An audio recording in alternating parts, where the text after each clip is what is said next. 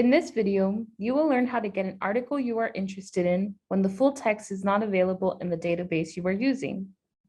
Let's say you are doing research for a class and need to use one of our interdisciplinary databases in order to get sources. You go to the Databases tab on the library's homepage, and then you click on Academic Search Premier.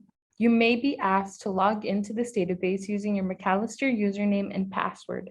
In Academic Search Premier, you search by keywords relating to your research. Some sources are available with full text. Other sources are not available and have an orange MacLinks button. In this first example, if you click on the MacLinks button, you will see that we have the article in one of our other databases, and you can just click on the link provided. In this example, if you click on the MacLinks orange button, you will see that Macalester doesn't own a copy, but you can request it through Interlibrary Loan. You can click on the Request Item through Interlibrary Loan button to request a book or article. Once you click it, you will then be prompted to log into our Interlibrary Loan system with your Macalester username and password. Usually an article you request through an Interlibrary Loan will arrive within a day.